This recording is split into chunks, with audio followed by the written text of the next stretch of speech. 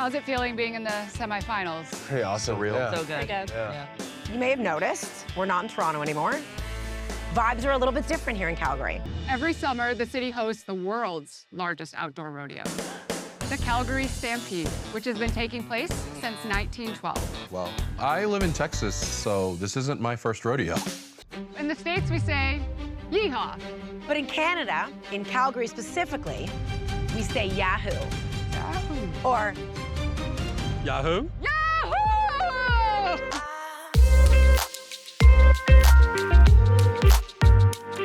Welcome to the Eat Your Content podcast. I'm your host, Rich Herrera. Thank you for tuning into my podcast, Pushing Play.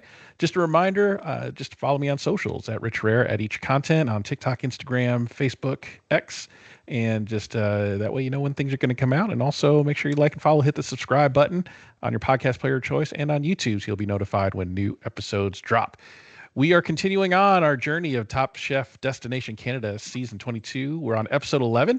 We are in Calgary. We're down to 6 chefs. We're winding down to the finals here. Joining me on this journey, as always, for this season, Top Chef Season 21 finalist, Chef Savannah Miller. Chef Savannah, thank you for coming back on. You keep coming back. Gosh. I appreciate it so much. I know. You just said episode 11, and I was like, wow. I know. You know, I guess I feel two ways. I'm like, episode 11, how are we already here? And I'm also like, yeah, this is my Friday morning. Like, this is my Friday gig. You know, this is what I do. So it's been really fun, but this, I can't believe it's almost to a close. I know we are winding down quickly. And 11 weeks. Crazy how time flies when you're having fun. And just yesterday we were like, oh man, Top Chef, brand new season. Woo. And now we're almost done. There were so many of them. Now there's 6. Now we're down to 6. You know. Yeah. Crazy. So we are in Calgary, beautiful area of Canada. I have only seen it obviously in pictures, never been to Canada. Actually, I take that back. I went to Canada once when I was a kid. I visited my aunt and uncle in New York, and we took a little like tram thing, like tour.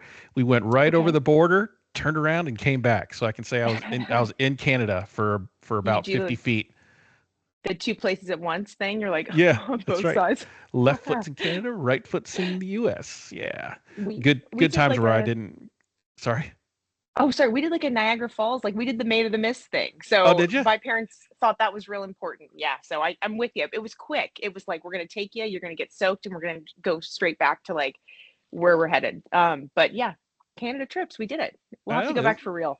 Yeah, it was fun when you could just cross the border and come back without fear of deportation if you were of a certain skin color. Anyway, sorry. Back. Yeah. No, don't be sorry. Please take your soapbox. Please. I digress. Yeah, right. All right, back to the fun stuff. I don't want to talk about that kind of stuff. This is why we do this on Friday mornings. I need an escape from real life. That's like the late night Saturday podcast for Rich, probably. That's right. Yeah. So we are in Calgary for the semifinals, as we were saying. Beautiful country, beautiful looking area there. Tristan, this is what I wanted to ask you about right off the top. Tristan announces that the finals are going to be in Milan. How much did you hate hearing that? I mean, look, a cruise ship off the coast of Curacao is all well and good, but it is no Milan, ma'am. How'd you feel about that? I'm pretty sure. Yeah, I mean, I could imagine a lot of people were like, "What the hell?" You know. I mean, right? I don't want to sound ungrateful because it's like, you know, it is what it is. But yeah, I mean, I also was a cruise kid. I've been on like, that's what we did. Like, that's what our family did. So me going on a cruise for Top Chef kind of was like PTSD before, you know, it even happened. It was like childhood trauma. I'm like, God. So Milan sounds amazing. Yeah, I'm very jealous. I know. I bet you paused and you're like, probably looked at your husband going, what the hell, man? Well, yeah, I wonder if they like, you know, I don't really know the answer to this, but I'm curious if they curate it around, you know, like we had a lot of people who did like seafood. And so I'm like, oh, were they taking us to like the ocean? And then it's like we do have a lot of people with, you know, Italian influences this season. So it's like, is that an influence? I don't really know. But damn, I was like, maybe I should have done more Italian food. So heading off to Milan in a couple of weeks. I got to say, lucky crew to go. First to Canada for your season of Top Chef, and then off to Milan. I mean, just jet setting around the world for this group. So we get right into the quick fire. The Top Chef Canada finalist, Connie D'Souza, is the guest judge. Massimo was funny. He said, I met her at a dinner I wasn't invited to, but I snuck in. That's such a Massimo thing. I mean, it's I I believe totally him. can see him do. Yeah, I believe him. Totally see him doing that. Crazy. So interesting quick fire. It was to cook a pancake breakfast for 50 people, which felt like an elimination challenge, honestly. Yeah. So they had 45 minutes, and this was based on Calgary's rich cowboy history, which I did not know that they had a rich cowboy history, and the annual Calgary Stampede event, which looks fun. I would love to go to that one Yeah. day. So a pancake breakfast followed by watching a rodeo and a bunch of horses. That sounds fantastic. 100%. The fits were on point as well. Yes. I feel like, yeah, I mean, halfway through the quick fire, Justin was like, "Wait, is there no quick fire this episode?" And I was like, "This is the quick fire." And then I paused it and I went back. I just made sure I was like, "Yeah, this is the quick fire." I kind of liked it. Yeah, I gotta say, not digging into my memory too deep here, but I gotta say this. I think this is one of the first, if only, large scale quick fire. I'm trying to think of past seasons. I don't remember a quick fire being like a catering event, Yeah, like an elimination challenge, like a large scale elimination challenge. So they're up in the ante. yeah, because they said 45 minutes, and Caesar's like 45 minutes to make a pancake. What? And they're like, Mhm. oh nope, you got to cook for 50 people. So then that's when Yeah, the stress kicked in a little bit.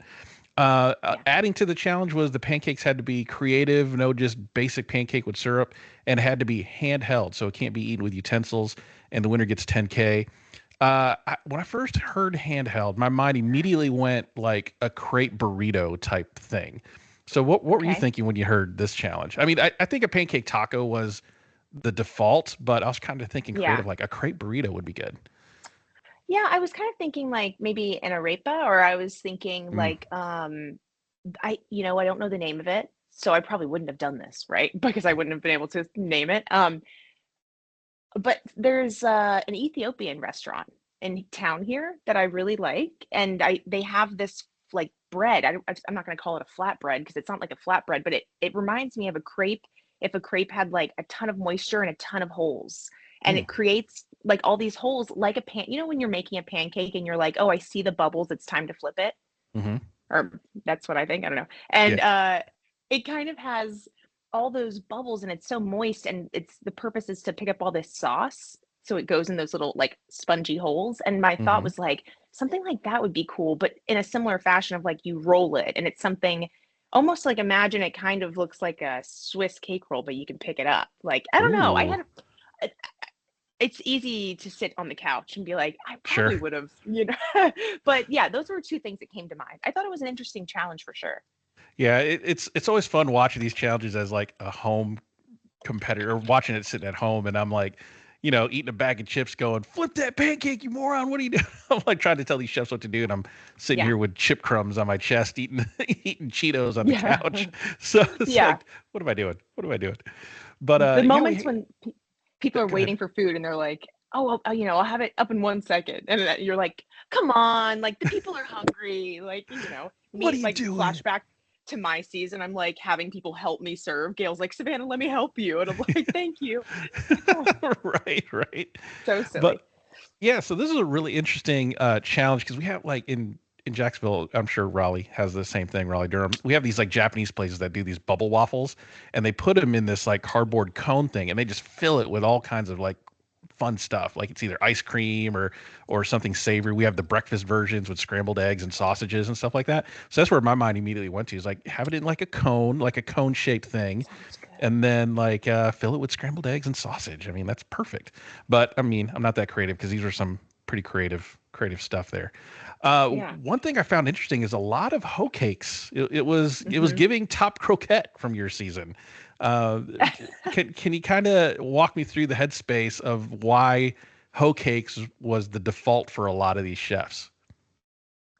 I am wondering if they were, I mean, so they kind of fell into not like the indigenous challenge, but like we had some of that highlighting like local stuff, like the berries and meat later on, right? And Right. so part of me is wondering if like, you know, if you did your research and you're expecting to maybe lean into this when you're in Calgary, and here we are, here's the quick fire. I'm gonna lean into like that's the only reason I think like hoe cake, like corn and things like that. It kind of brings it to the table for me, uh, inspiration wise. Hmm. Otherwise, I don't really know. I mean, unless you're just trying to get something sturdier, you're trying to build more structure. Maybe people were thinking like I'm the only one that's going to do it. But I don't know. For me, it kind of lent itself to like I throw corn and things like that into the ingredient box of like berries and beef, and maybe they were thinking that already, but maybe I just have hindsight. I don't know. Well, the structure thing makes sense because you have, you make a corn cake, especially I think Tristan put, he shredded some corn in there, some actual corn. I Yeah. think it does give it a little bit more heft to be able to eat with your hands. Because if you did like a straight up pancake, then it could get a little, I guess it could get a little messy. But the corn cake it's almost like you're making a plate with the corn cake to eat with. So Yeah. maybe, I don't know. But it was just Maybe. interesting that a lot of people did the corn cake thing. Yeah. And then also, yeah, I guess like in my mind, I don't immediately think that it gives it more. It depends on how you do it, right? Yeah. Like I think it's interesting, and also maybe it's just another like depth of flavor and sweetness. And when you're saying like breakfast, I think when I put pancakes on the brunch menu at a restaurant I worked at, I was like, I'm going to do corn. I immediately thought corn because I was like, I'm going to do a different pancake. So maybe it's just like where your brain goes Yeah. as a chef sometimes. Yeah, I guess it was just I just thought it was really interesting. Everybody kind of went Croquette. down that Yeah. path. Almost everybody went down that path. Yeah. One thing I really liked hearing, and we touched on this in previous episodes about Tristan's philosophy of cooking, but hearing him kind of like say it out loud in his confessional about he's traveled all over the world. He was a military kid, so he's Yeah. been to a lot of places and absorbed a lot of experience, and then filtered that through his own vision of Afro-Caribbean. So he's taking things from places that he's been to and then cooking it through the lens of that is why he is so good at this game, and why Yeah. he's so creative, and why he can take a bunch of varied ingredients that don't seem to go together, go through that filter of what he's been through, and create something great. So what did you think hearing that? Yeah, I think he's not like destined to win, but he has the game plan. Like he understands that, like I think he knows what it takes, and it's not fluff for him. It's like it's very genuine.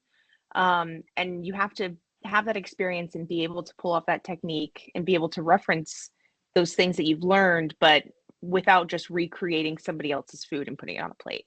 Yeah. And I think he does a really good job of making it Tristan's, but like it's obvious that like he didn't learn all of these things just from growing up in his childhood. You know what I mean? Like he went Yeah. out and he did it and he learned and he took all those experiences, but he's still going to give it to you in a way that's his and his and personal and his own. I think Yeah. it's really fantastic. Yeah, I mean, it was great to hear him say what we already kind of figured out of the Hmm. way he cooks, and getting that validation for us as viewers. And that's the difference between somebody like Tristan and somebody like Vinny. They both had mentors growing up, with Marcus Samuelson for Tristan, and then whoever was cooking at Nomad for Vinny. But what differentiated them is Vinny was a carbon copy of those mentors, as opposed to what Tristan's doing is taking the influence from his mentors and putting it through his own experience, and that's where the roads diverge for those two. So really interesting. Really liked that he said that, and really getting us into his head of how he cooks on a daily basis. And Yeah. so seeing him on Top Chef doing what he probably does every day Yeah. is really interesting to see. He's just turning it up to 11 for the show. And a couple other things on the quick fire. Let's talk about Kristen's Yahoo for just a second. I mean, that came, Yahoo! yeah, that came from the gut. That came from someplace deep Well, and childlike, which I thought was fun. it sounded like they made her do it 4 times, right? Like I was like, "Ooh, I feel like they're like, all right, one more time, just so we have like a few, you know?"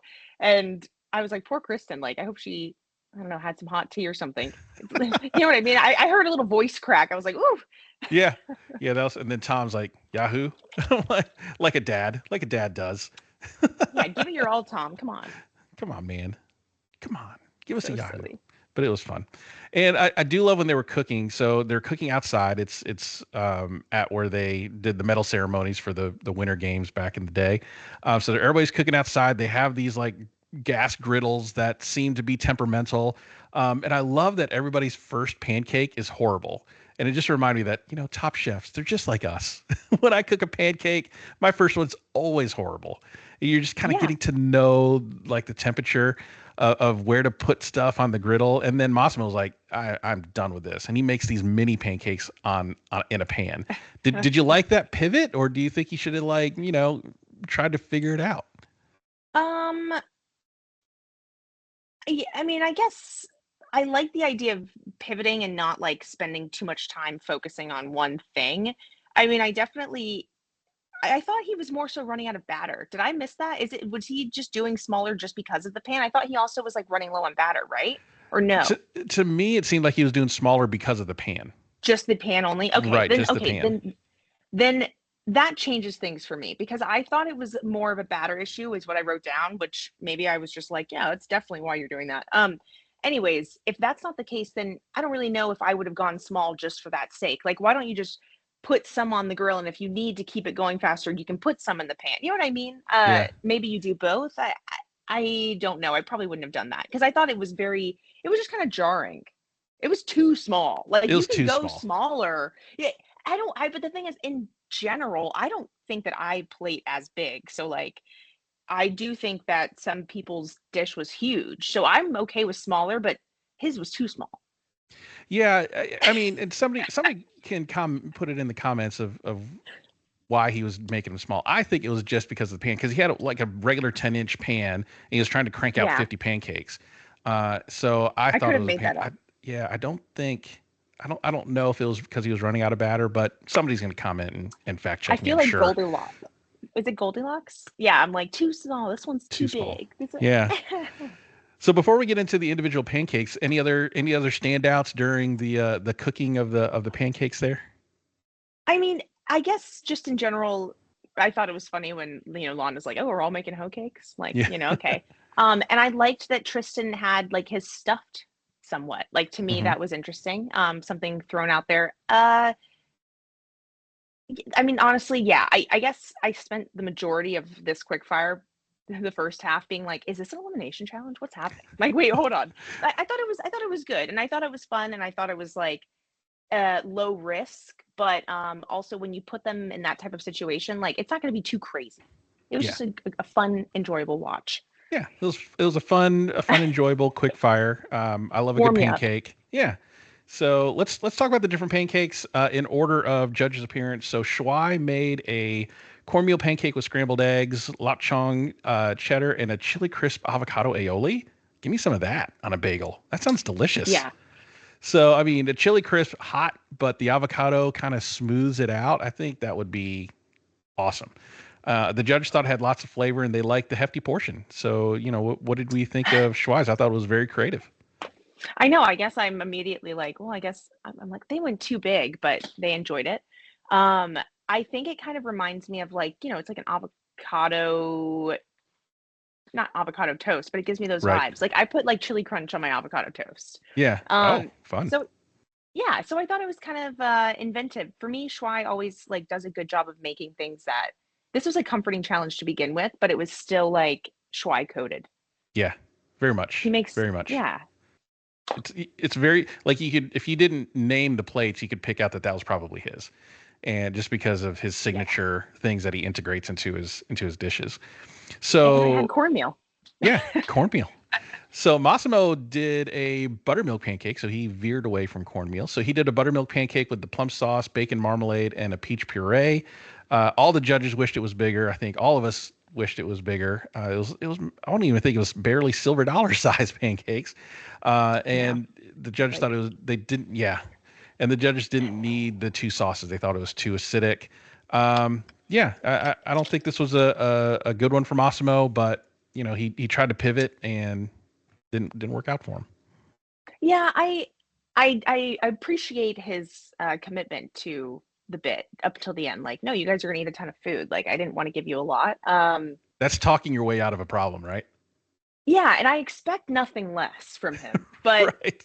I'm really glad that he showed up in that way. I was like, what are you gonna say to them? Like, I was waiting to see what he was gonna say. Right, exactly. And he Yeah. did. He schmoozed his way out. You could buy that reasoning. He's like, I didn't want to fill you guys up, and all right, Massimo, good job.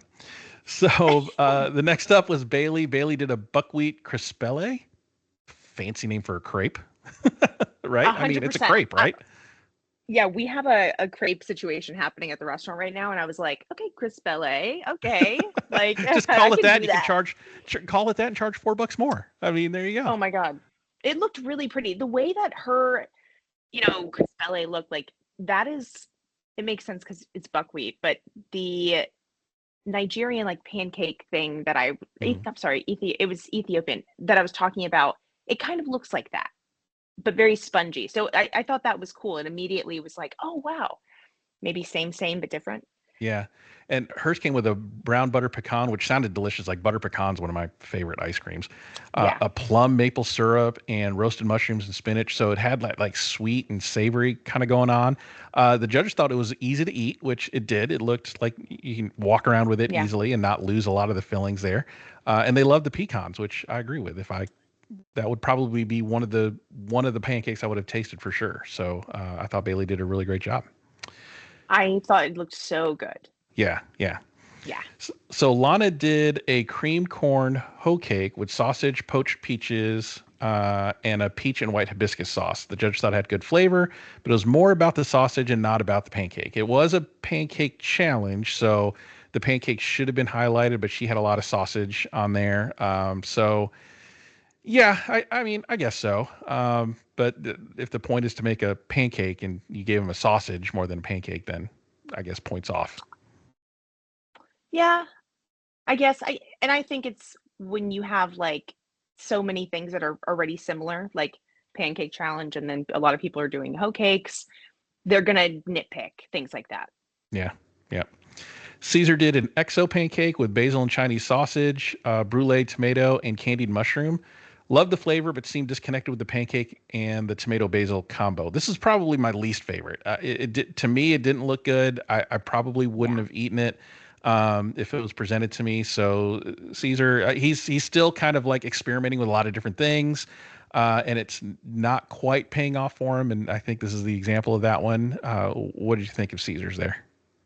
Same. I think Caesar's probably the type of chef who, the menu at his restaurant's probably crazy inventive and they're all hits. Hmm. But that's because he's like probably R&Ding this stuff all the time. So it's like back home, he might make something that sounds wacky, like, 10 or 15 times minimum before it ever hits a menu. Where here, he's just like, okay, baby, I'm working out kinks as we go. And so, we're going to get like those crazy brainchild dishes from Caesar, but they may not be fully worked through. And like that, you're going to have some, and that's the case where you have really good things and you have things that aren't that great. So I like the risk that he takes, but it made me like really want to try his restaurant. Like even when his dishes don't land, I think the way they sound and the way his brain works, it Yeah. makes me really interested to go there. He's very creative. It's just not Yeah. panning out for him on Top Chef in the way that it's panning out for, like, say, Tristan, doing the kind of the Yeah. same experimentation. It's just not landing, and I'm not. He can't seem to figure out like why that is. Yeah. So let's see what happens. So Tristan, he did a something called a cachapa, with cheese and Berber chorizo with charred bacon and pepper syrup. The judges love the roasted pepper kind of salsa thing and the sweet corn in the pancake or in the cachapa. Very creative. So he Yeah. did like a hoe cake, but he did his Afro-Caribbean spin on it. Which is what we were just Yeah. talking about, what he said in his confessional. Everything flows through that filter of his Afro-Caribbean background, and out comes a cachapa instead of a hoe cake. So what did we think? I think I mean, yeah, he's super inventive, right? Like he also just has so much knowledge. He Hmm. seems just like the best type of food nerd. So anytime he comes up with something, I honestly, I'd be curious to know if it's always like the initial inspiration or if he's like, you already know he's good at the game. And that's a compliment, right? Like you're fantastic chef, but also good at the game and the way he thinks. And like, even knowing, okay, well, I'm going to have to do this, but I'm going to have to put my spin on it. Like, I like when people are good, but I like when they know why they're good. And Hmm. like, he has so many reasons that he's good. But as far as creating the dishes, sometimes I wonder what's first, like, oh, this challenge reminds me of this thing. I'm going to make this dish. Or, okay, I'm going to work backwards. Like, I have so much knowledge. Let me open my Rolodex of, dish ideas and be like, oh, I can kind of link it to this or this, and maybe we'll go with this flavor profile. I just imagine that he like closes his eyes and it's like, and it's going. Yeah. Which I think is great. It probably, like you're saying, close his eyes and it comes and it just visualizes in his brain, right? Kind of like A Beautiful Mind, kind of he's seeing the equations in his head kind of flowing around, and then it just flows through his mind and his body, his soul, out through his hands, and then there it is. Just the way his brain works is awesome. Do you remember, very small tangent here, because I'm thinking like, wow, that would be hilarious. They should do like a small edit, right? Like, but they wouldn't. But then I was like, they would, because in our season they did that to Danny. Do you remember it was like, I believe it was the Chaos Challenge. If you don't, you're gonna have to go back and watch, and I think you're gonna laugh your ass off. In the Chaos challenge, there's a maybe 10 or 20-second clip when I believe we're conceptualizing what dishes we're gonna do, and you see like Danny, I believe, go through this, like they edited it really funny, like it's A Beautiful Mind-esque or something, right? Like thinking deeply, and it gets very like cerebral. Yeah, I think I do remember that. They kind of like weave in different images and stuff like that. And all of a sudden you're like, I've never seen this before on Top Chef. Like I remember being like, what are we watching? Like so I might have to go back and watch that. But that's probably why I said that. Subconsciously, it was probably in there from your season, and just kind of we'll have to go back to the surface. Gotta go back and watch that one. Sorry about that. But yeah. No, that's cool. That's funny. Silly. So the winner was Schwei. He wins $10K. Total money win so far is $20K. So he's walking away with some cash at the end of this. I thought Schwei was a good winner. I think he did really well. Honestly, it was going to be, for me, it was going to be between Schwei and Tristan. I thought they both had really creative non-hoecake pancake dishes. So good pick.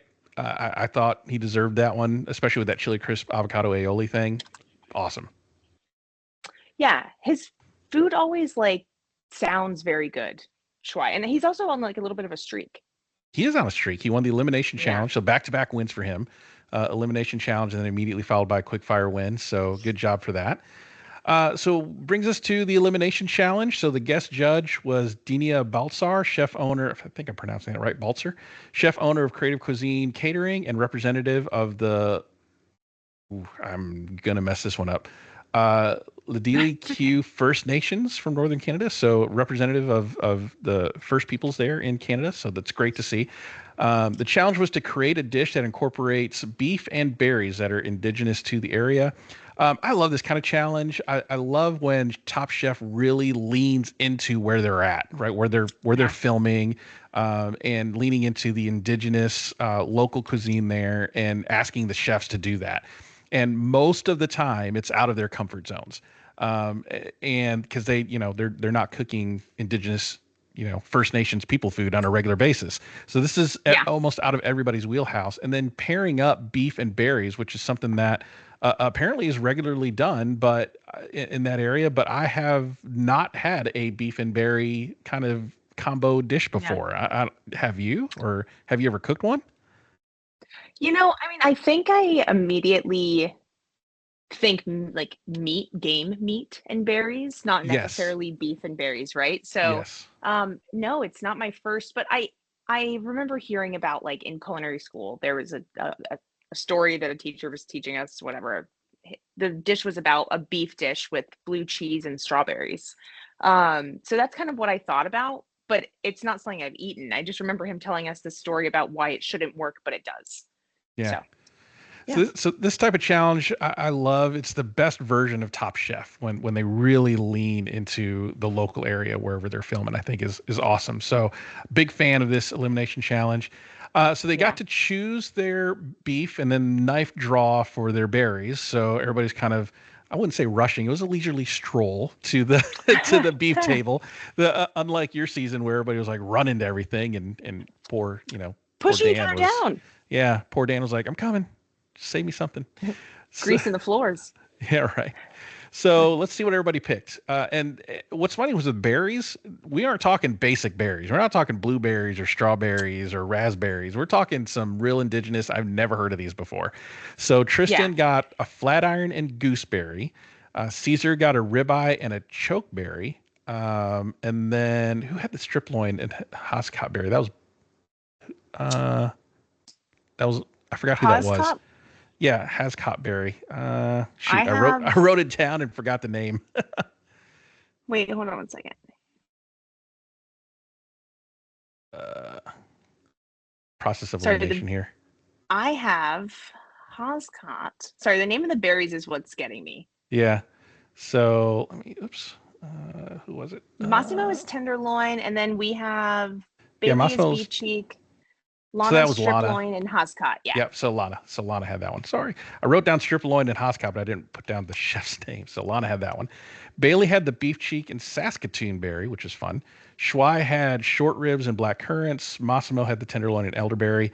So one thing was interesting is everybody wanted beef cheek. So I have not had beef cheek, but why as a chef everybody gravitating like I would have grabbed the ribeye, right? I mean that's an easy, forgivable meat to cook, but everybody wanted the beef cheek. From a chef's point of view, why?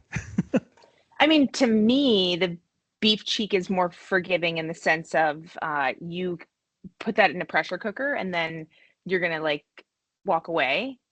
And then as long as you like did those first two steps correctly, you're gonna have great beef cheek. Obviously there's like more that goes into it, but like when you're doing a ribeye, like or any steak, we see like with Lana, we see it with Massimo, right? There's like differences in how everything turns out for people. Like doing those things to order can be touch and go. You know when you're serving, so it's like it's not like the game plays against you, but like you're still it's different than like cooking dinner at home. You know, you're like, honey, the grill's not hot yet. Honey, it's gonna be 20 more minutes. All Mhm. right, well, now I'm opening the bottle of wine. It's going to be 30 minutes. And now we're sitting down and we're resting it. And now we're putting the show on, but okay, we're finding a movie. You know, no one cares as much. But like here, it's all down to the minute. So it's like you really don't have any of that space. Beef cheek, you put it on, and when it's good and you season it and everything else is great, you can hold it and it's fine. Oh, okay. Yeah, because a Yeah. lot of these, like flat iron, I mean, there's a fine line between a good flat iron and just like a sole of a shoe flat iron. So that's pretty unforgiving. Ribeye is Yeah. pretty forgiving. Tenderloin, somewhat forgiving. And then the short ribs, Schwei was really lucky to get the extra 30 minutes in the short ribs. So he got an advantage from the last challenge, last elimination challenge he won. So he gets an advantage for this one, and it was 30 minutes and just a perfect advantage for him because everybody gets 2.5 hours. He gets 3 hours and needed it for his short ribs. That's a So good advantage. yeah, great advantage that he was able to take advantage of. So what I love was Tristan heard Denia describe the indigenous dish called pemmican, and it Hmm. immediately got his gears going. And this is why, again, I love this challenge. Is he took it and leaned into the challenge. He's like, I'm going to recreate just from hearing her description of the dish. I'm going to create something out of it. Like that's gutsy, and Yeah. a lot of talented chefs could try to do that and fail, but he was able to succeed in that. So Yeah. hearing him do that and really taking the challenge to heart, what are your thoughts on him doing that safe move when you initially heard it? Where you're like, oh man, do you really want to try to do something you haven't done before? And then remembering, wait, it's Tristan. He's really good at doing something he's never done before. I thought it was brilliant. So I wasn't really aware that this would come up, like leaning into the indigenous stuff. I mean, I didn't research Canada very much. You know what I'm saying? Like I Right. did research on Wisconsin. But so I did a lot of that type of research for Wisconsin and watching Tristan in this episode, he said pemmican. And I remember like looking up and I'm thinking like, why does that sound so familiar? And I pulled out my notes from when I was getting ready for Wisconsin, and it was something that I had written down. And so I'm thinking, I'm like, I wrote it because it is like it's one of the first like energy bars, right? Like it's something that like it was animal fat. You take all this random stuff. If you think about it as like a chef, like that's a pretty cool idea. It's like a compound butter, right? Like I'm going to Mm. influence flavor in this way. I'm going to take a fat, and like that's how I thought of it at the time. And so seeing Tristan do this, I don't think it's like I think it's a crazy um insane good idea and it's smart, but for him, I think it comes down to the basics of like, I'm going to infuse this like animal fat with flavor, and we're going to like he kind of used it as a compound butter, like on Yeah. his thing, you know what I mean? Like, Yeah. I think that's how he thought about it. So while it seems like, oh, you haven't done this before, I think to him that was a low risk. Like, it was a very like stupid smart. Well, you get what I'm saying. It's Yeah. crazy smart. But in the sense of like, oh, this is like, I'm just infusing fat with flavor, and I'm gonna. It's yeah. I thought it was great. Yeah, I mean, because he's to me like what you're saying. You did your research for Wisconsin, so you're researching, what are popular dishes in Wisconsin. There's going to be beer, there's going to be cheese, et cetera, et cetera.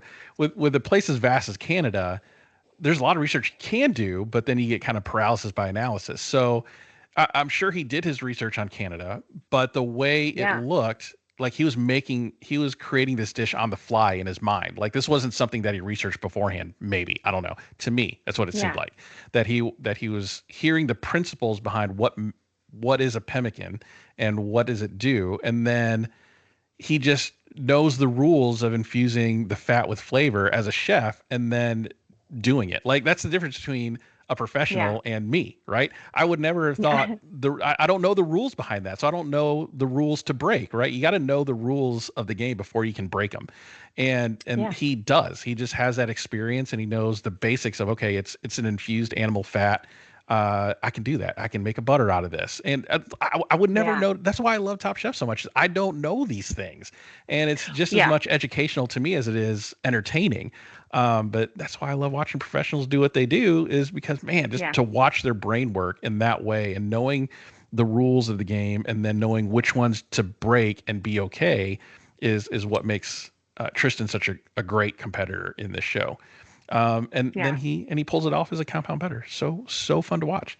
What was also pretty cool to see is after shopping, Kristen takes everyone out for beers and burgers, and just has some QT with them, some quality time with all the chefs. And it kind of reminded me of you guys when you were on the ship and you kind of had that moment with, Morimoto, where he was just cooking y'all food, and, there was no catch. It was just a hangout time.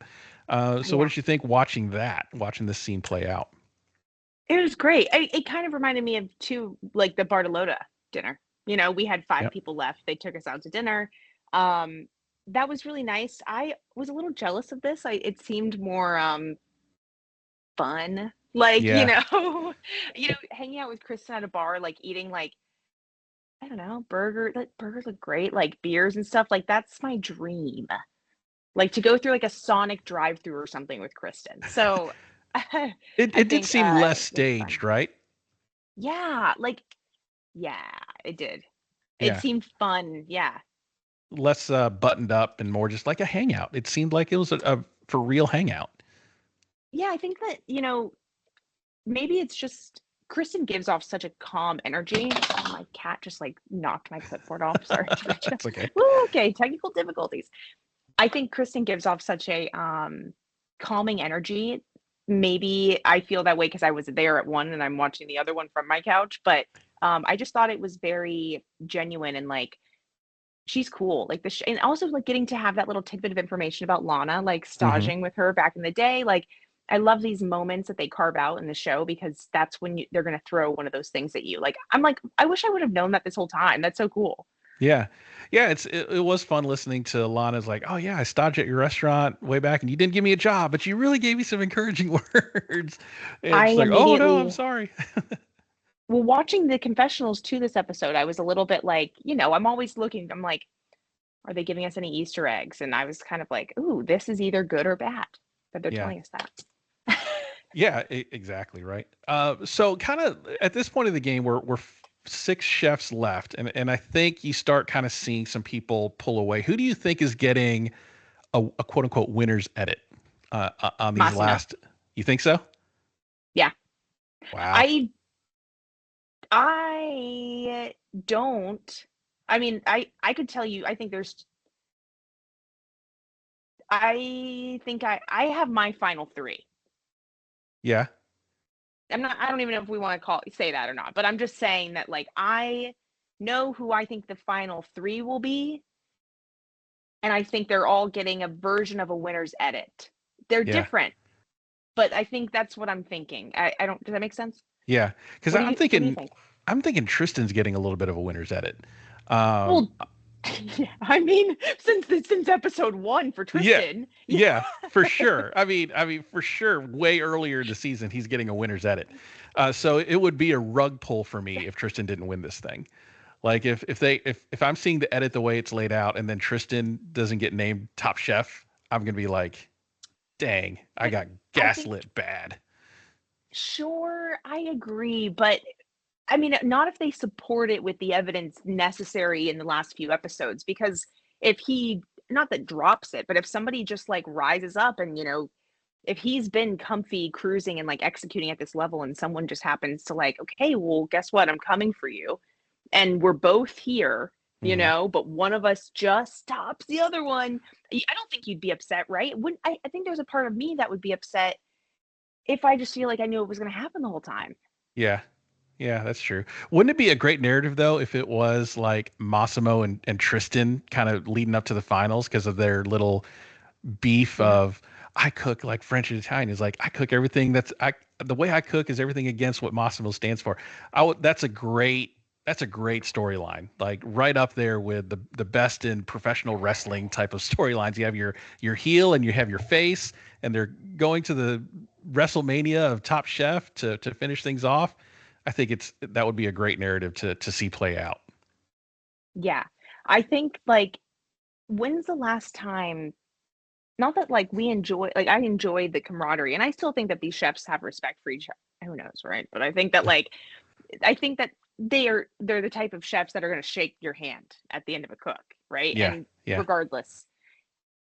But I mean, it would be super fun to have a little bit of drama, because I just think like in the finale, it's typically like, may the best chef win. I love you guys. There's only going to be one. But, if there's somebody like, I'm coming for your neck.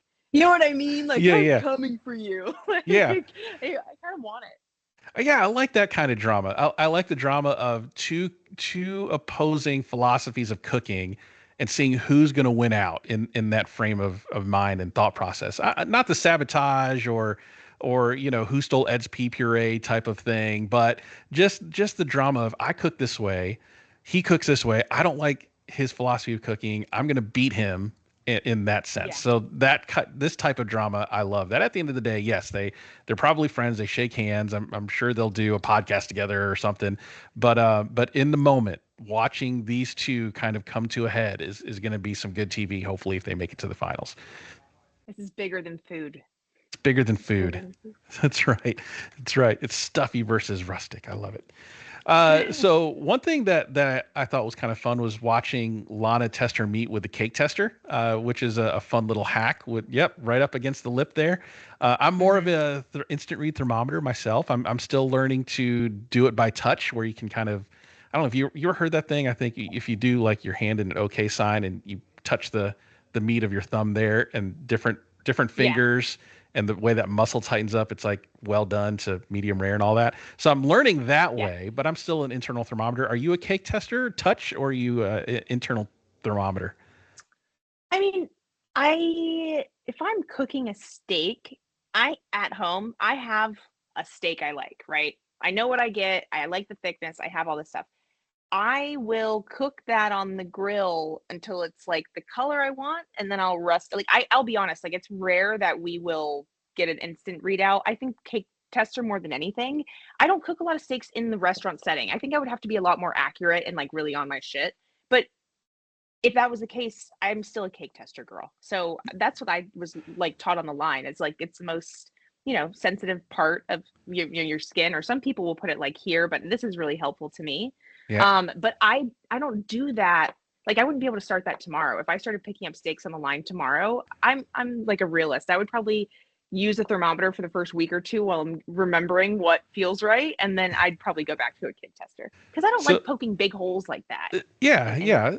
So if you're listening to this and wondering what the hell are they talking about, cake testing meat, what are we doing? So the cake tester is like a little metal rod. You stick it in the meat. It doesn't leave too big of a hole, like you were saying, so no juices run out. And you pull it out and you hold the little metal thing up against the bottom of your lip. It's the most sensitive part on your face there. And if you feel the temperature, then you know what temperature the steak's at. If it's too hot, it's too overdone. If it's the same kind of temperature of your face, then you're probably right at the target point there. So you just feel how hot that cake tester is after you pull it out of the steak. Versus an internal temp, that has that huge probe. You stick it in there, you're going to run your juices out of your steak. So a lot of fun little hacks there. I saw that on The Bear, on season 1 of The Bear, and I was like, ooh, what's he doing?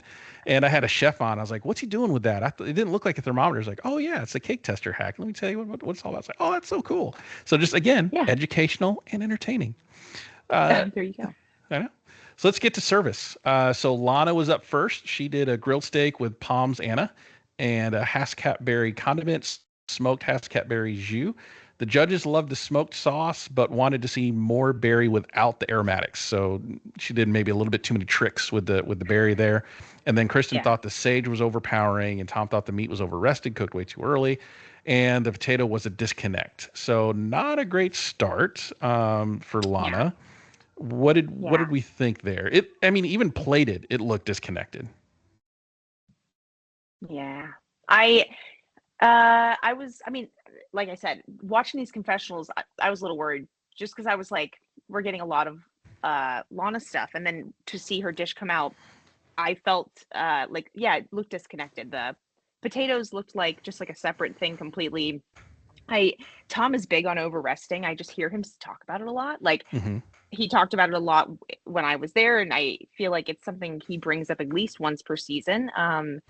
And I think that like once he says that, you can overanalyze it and be like, oh yeah, the coloring, whatever. I would never would have thought that if he didn't say that just from looking at it. But it did look like a big piece. She said, I like a big chunk of meat. And then seeing it on the plate, I was like, that's a big boy. Like, again, for me, that's never what I lean towards.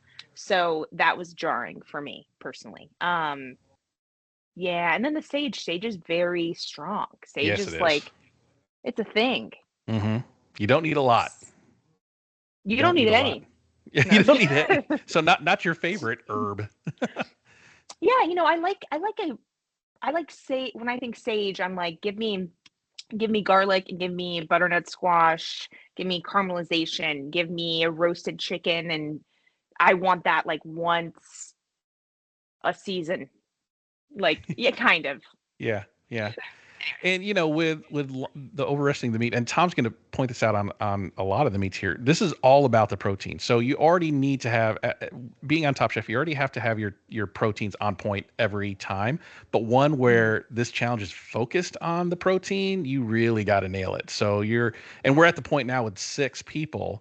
You're going to be eliminated for little things like overresting, as we learn about later on. So you got to have that stuff on point. So not a great start for Lana.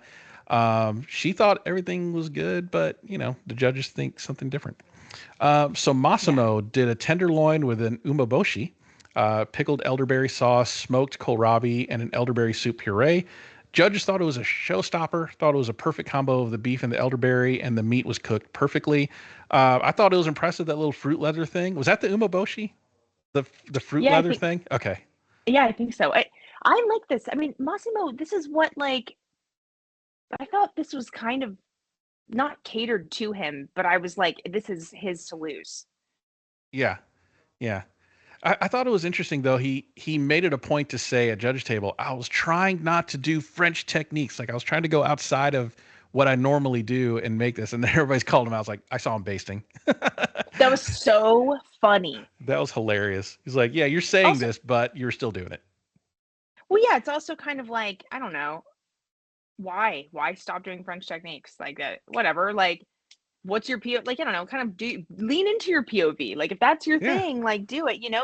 You can just have more of an open mind about it. But like, dude, this is what you're good at. Like, Massimo reminded me in this episode of, there's a few people in my past who I've like worked with that kind of have these very old school mentalities of like, no, I was taught by somebody 4 restaurants ago, and this is how you do it, and this is the only way. And like, for me, I'm very open. I like the idea of like, oh, well, like, why don't we all just say the way that we know how to do it, and then we'll compare them and we'll pick one. Or it's like, well, no, like, we're going to do it this way because the dish is actually this. I can't stand it. Like, you box yourself in that way. So for Massimo to like kind of have that air about him, But take something like this, those chefs, those people like Massimo are the people who you give that steak to, and you tell them, I need this done perfectly.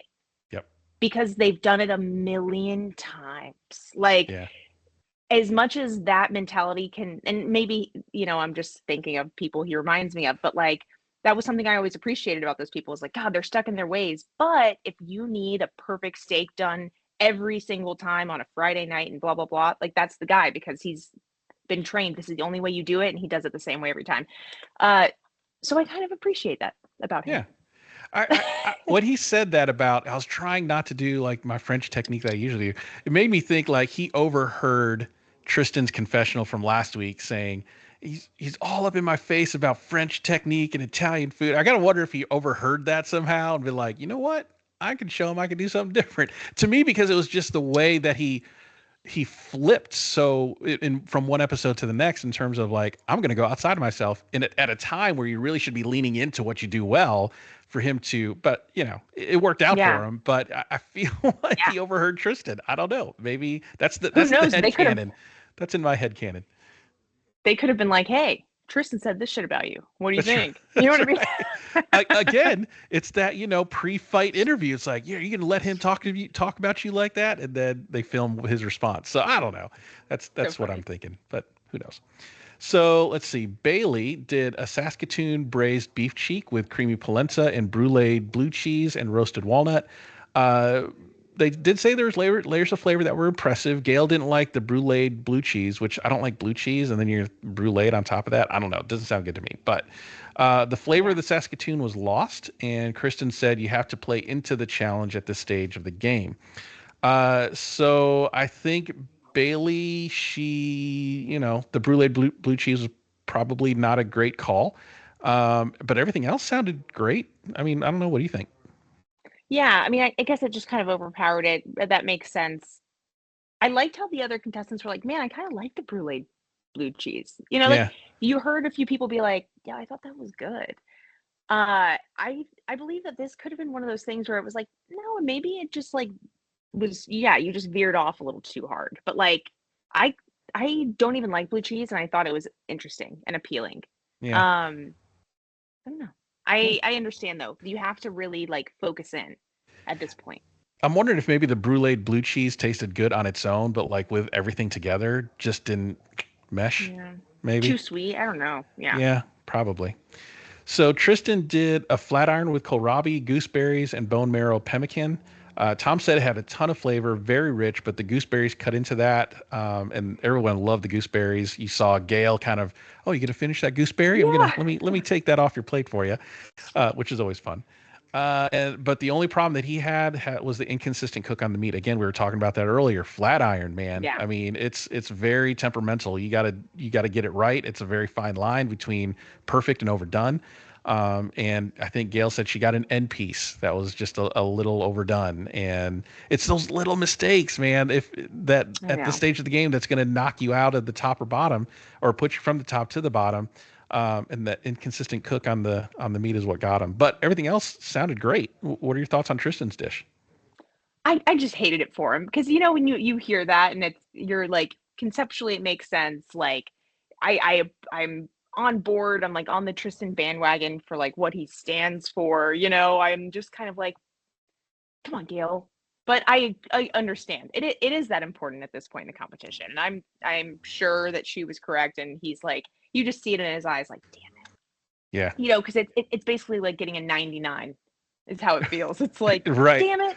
So close. So close. You got an A- instead of an A+. Ah, too bad. When you mess up on something that you can do. Right. Exactly. Yeah.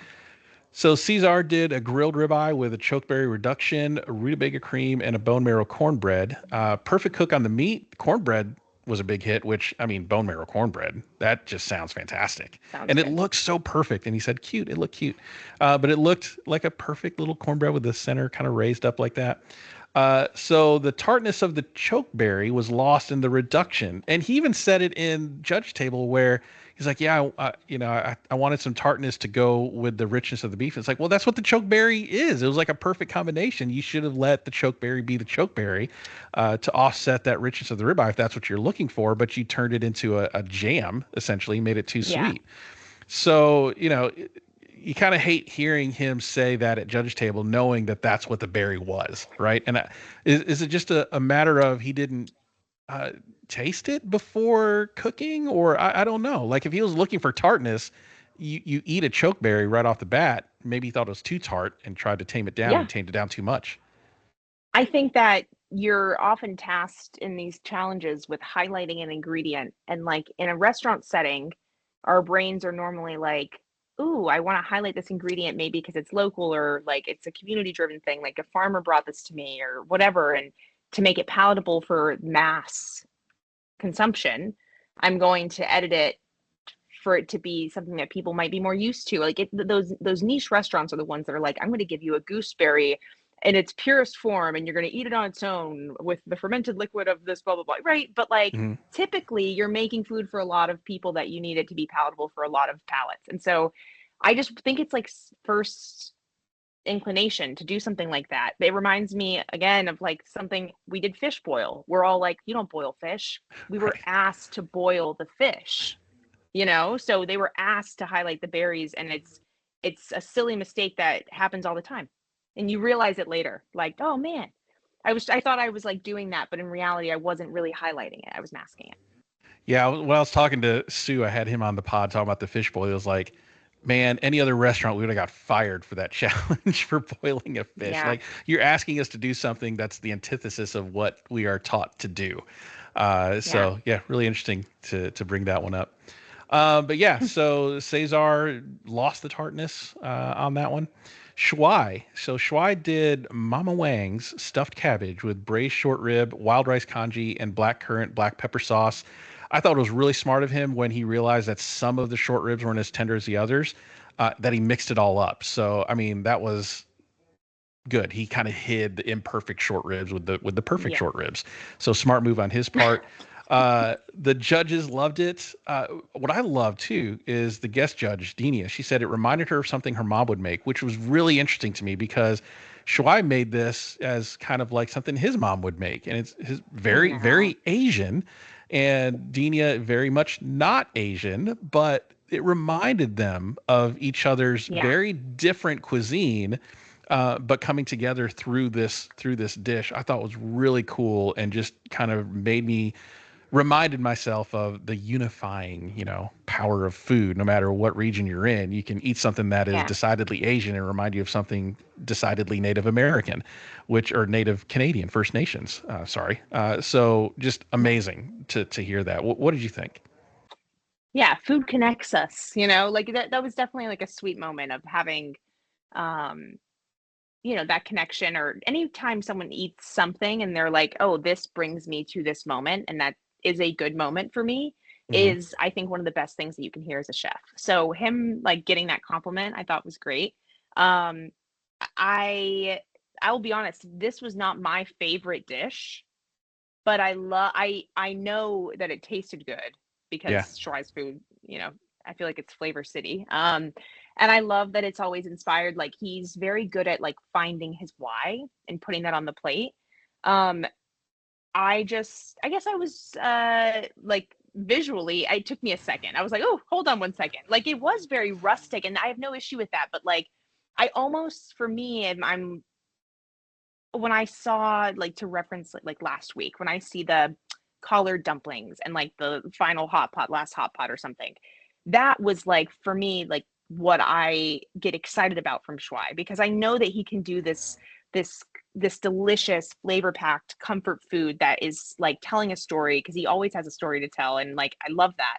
But we're final five, we're final six, so I like it when he kind of takes it up a notch Hmm. personally.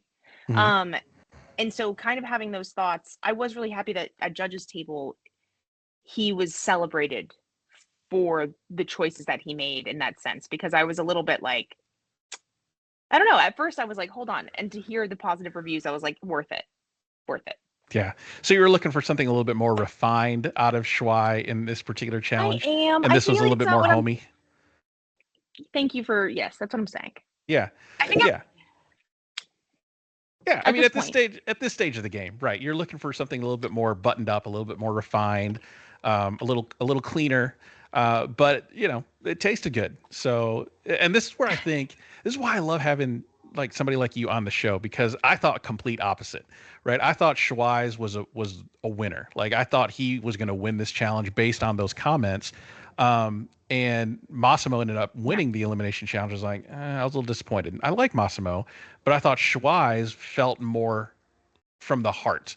And it was different because Tom even said, look, we got a bunch of steakhouse type dishes, and Schweiz was completely different and not that. So let's get right into judges table. So we're talking about Tom liked Schweiz's point of view on his dish. And we just said about everyone having a steakhouse type dish, and Schweiz was completely different. Denia loved Tristan's pemmican because on the top was Schweiz, Massimo, and Tristan. Kristen thought Massimo's dish was very harmonious between the beef and the elderberry, and Massimo won. Without tasting the dishes, personally, I thought Schweiz should have won. I thought the pick was wrong this time around.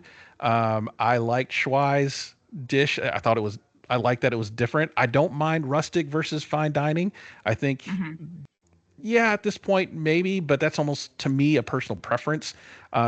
So again, without tasting the dishes, I thought Schweiz would have won, but I guess Massimo, with the way he balanced his elderberry in 3 different ways, and the perfect cook on his meat, on his beef dish, made his the winner. So did you think we picked the right winner here?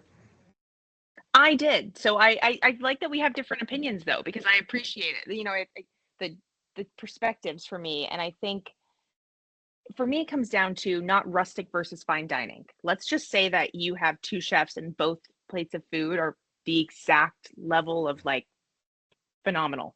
Mm-hmm. They both taste fantastic. Then what do you go to?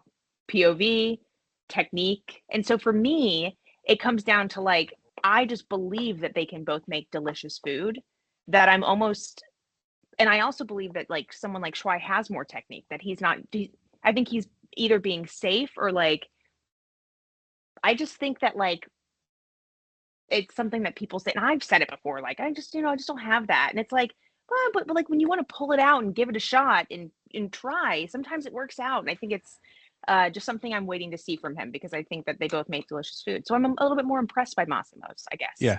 I think he deserves it. I think making the fruit leather kind of put him over the top. There was a lot more, I would say, a lot more technique in Massimo's dish than in Schwei's. And Schwei having the extra 30 minutes to cook the short rib gave him that advantage. Had it been 2.5 hours, it might not have been the same dish. He might not have had enough time to finish that short rib, and we would be having a different discussion. But I think the technique, you're right, with the technique with Massimo showing with the omobusha, what did I say? Omobusha. But also, he had 30 extra. I guess that's another thing. Thank you for reminding me. With Schwei having that 30 extra minutes, I think sometimes they get to judges table and they're like, we could tell that you had 30 extra minutes. Like you used it. Yep. Yeah. That's it. So Massimo wins, and he wins an advantage for the next elimination challenge. We'll find out what that is next week.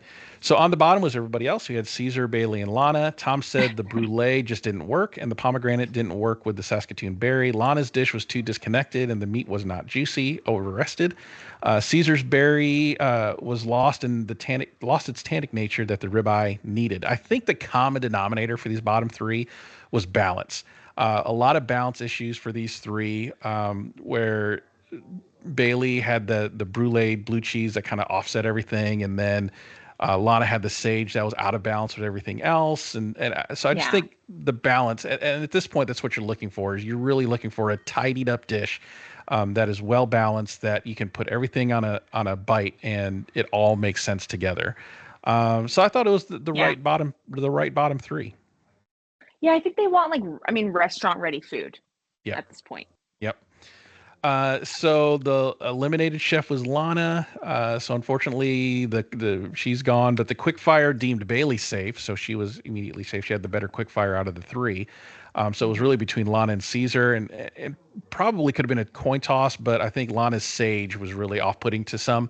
and she got Yeah. sent home for that, and no Last Chance Kitchen. So the cute run is over. No. Although I think we have Caesar and Bailey to continue the run of cutes. Keep it going. Yeah. This one, Lana has been like someone I was excited about since episode 1. So, and I still am excited for her. You know what I mean? But I think I'm gonna miss seeing her personality every week. Yeah, well, you're going to see him in the finals, right? They're going to have a sous chef to help cook their final meal. So we're going to see her one more time. I forgot how it works. Yeah, they're not gone forever. We'll still see them. Wait, so cute. That's right. I didn't even do it on purpose, but yeah. So Lana was eliminated. Massimo's the winner. Overall, I thought it was a great episode. Again, when they lean into the local challenges and the local indigenous stuff. I love when Top Chef does that. Houston was a great example of that. So I think when we do more of that is when Top Chef is really shining bright and what sets it apart from all the other cooking competition shows out there. So good episode. Loved it. So we got a sneak peek into next week. Looks like there's some sort of foraging type challenge, which should be fun. It looks so much fun. I'm so jealous, Rich. I know. I'm like, the more I watch this season, the more I feel bad about your group that went to Wisconsin. Like, I was skeptical of Wisconsin at first. It turned out to still be a great season as all Top Chef, but the level though of seasons is, we have Canada, I think, is up here, and Wisconsin's kind of like over here. No offense to you, but there's no offense taken. There's absolutely no offense taken. I feel like you're allowed to say it because I'm grateful for the experience. You know what I'm saying? You're allowed to say it. I can't sound like a brat, but I just think, it made me wonder, like, Canada deeper pockets? Like, what's going on? Like, what's happening? Like, we didn't get to jump off of any, like, we didn't do anything. I don't know. That's not true at all, but I'm just like, what is happening? I didn't get to lean off a building or go forage for my food. What the hell, man? And Milan? Come on. Milan? Anyways, anyways, we digress. Look, it's okay. It's okay. I mean, I'm really happy for them. I'm really happy for them. I'm so happy. Yeah.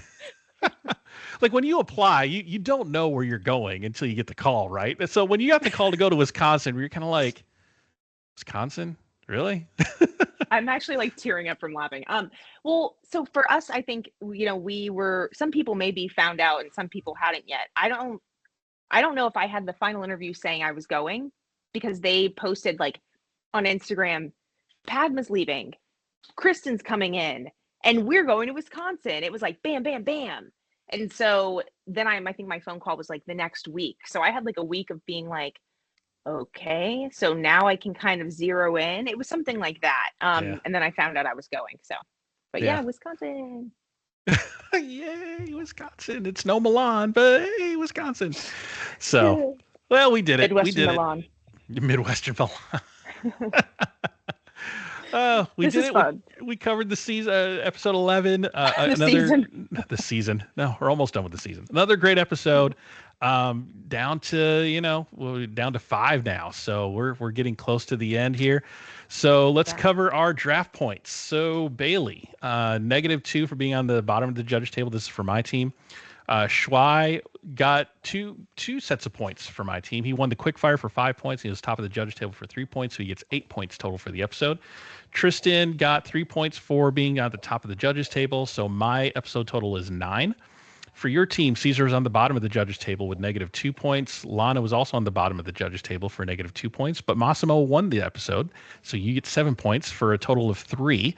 So for the season, or for the episode, I win the episode 9-3. For the season so far, I'm at 98. You are at 84. So I'm starting to widen the gap. But we got 2 episodes left before the final, I think 5-4. Yeah. So we got 2 more episodes left before the final, and then the points drastically change for the final. So it's still really you have anybody's game. 3 people, and I have 2 now. Yes. So I got 1, 2, 3. Yep. So I got 3 people. You're down to 2. Yep. Okay. So you're gonna need Caesar or Massimo to really pull it out over the next couple of episodes.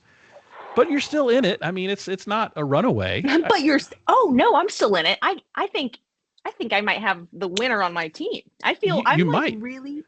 I mean, you might. One of us does. Yeah. But secret. I don't want to give anything away. Between the two Right. of us, one of us does. Spoiler alert, one of us is going to win this thing.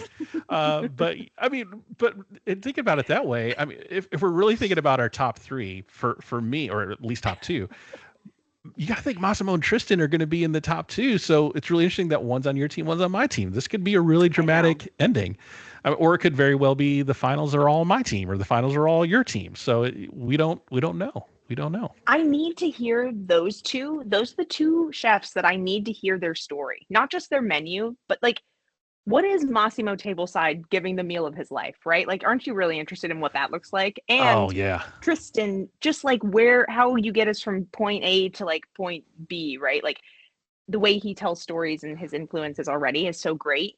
Like dramatic effect and just storytelling for Massimo tableside, but Tristan literally like kind of where did he conceptualize this idea? I'm super excited to hear both of them. Yeah, if Massimo makes it to the final cook where you're cooking the story of your life, he's gonna go full Massimo in storytelling mode, and I'm here for it. I cannot wait to see what he does and how he interacts with the table, because that's gonna set him apart, like it or not. That's what sets him apart. So good episode. What you got going on this week, and where can people find out what's going on in your life? You can follow me on Instagram. It's at SavvySav, SAVVYSAVB. Lots of work, honestly. Like we have a few events happening this week, which is fun, but it's like, it's extra homework on top of everything else. So we are crushing through that. And then a little bit of a break next weekend. We're doing some traveling, but it's all personal. It's not any fun chef events. No work weddings. trips, huh? No, I hope not. No, if I'm working on this trip, then that means like their caterer canceled for this wedding. So Something went horribly wrong.